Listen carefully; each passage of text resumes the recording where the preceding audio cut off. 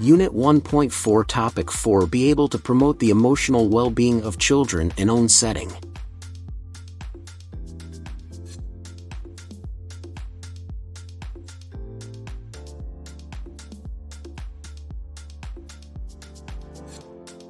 When you go somewhere new, what helps you to settle in quickly and relax?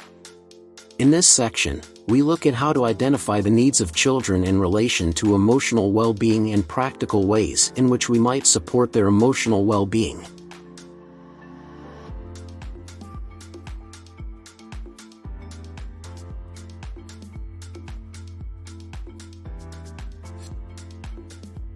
AC 4.1 The emotional well-being of children in your setting. One of the skills of the early years practitioner is to identify and to understand the needs of the children that they work with. This is a particular responsibility of the key person as they spend time building a relationship with the child and also the parents. There are many ways of identifying the needs of children.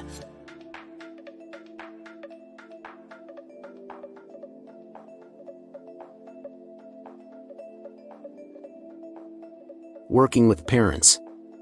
Where there is a good relationship with parents, information is likely to be shared.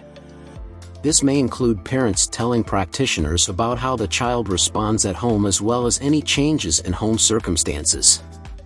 This is important as it can help the practitioner understand more about the child's needs.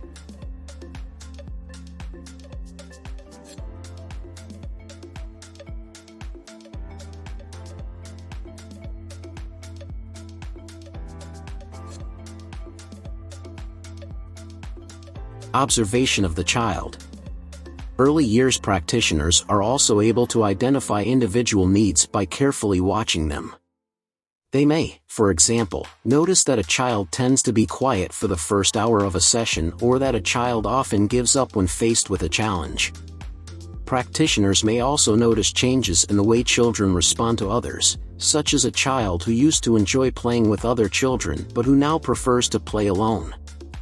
Noting changes is important because it may indicate that the child needs additional support. By observing children, practitioners can then think about how best to respond to their needs.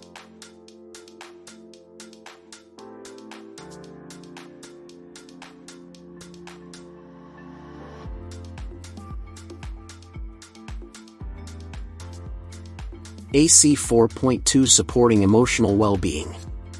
There are a number of ways in which early years practitioners can work to support children's emotional well-being. To do this well, early years practitioners have to think about the age and stage of a child's development and adapt their practice accordingly. Refer to the book to see the table and details.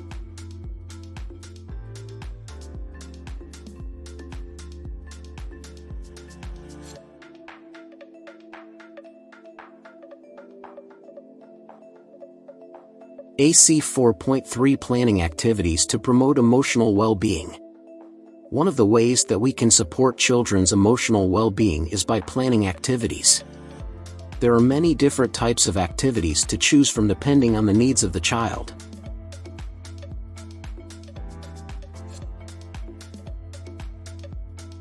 Factors to consider when planning an activity. There are a number of factors to consider when planning activities for children.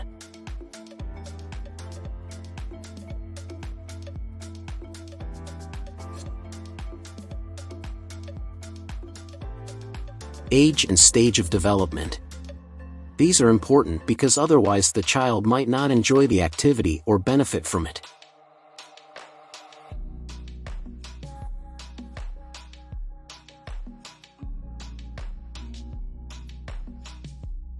Interests of the child. It is important to think about what might appeal to the child. Some activities that work well are based on children's interests or on other activities that the child has previously enjoyed.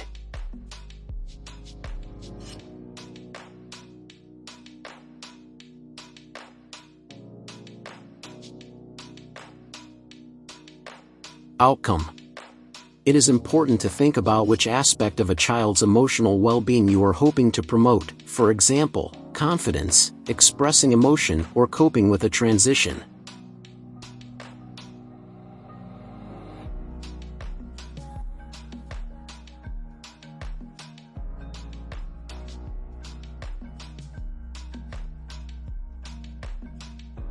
AC 4.4 Implementing activities to promote emotional well-being. Once an activity has been planned, the next step is to implement it.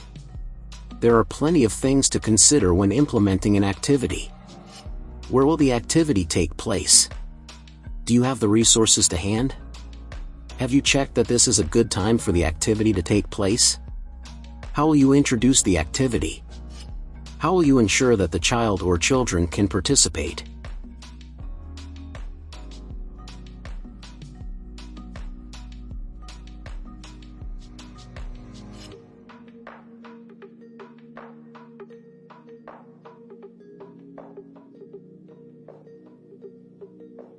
In addition, during the activity, you will need to keep monitoring the responses of the child or children.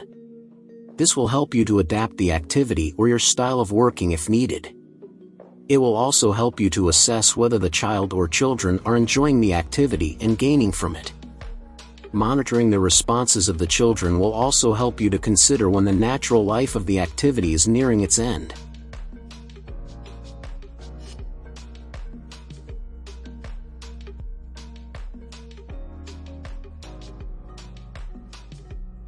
Once you have completed the activity, you should also think about what the next steps might be for the child or children. It may be that their interest in the activity was high and so it might be worth repeating it, or it might be that the activity needs to be adapted. In some cases, the impact of an activity may not be immediately apparent, as sometimes children need time or repetition of the activity in order for it to make a difference.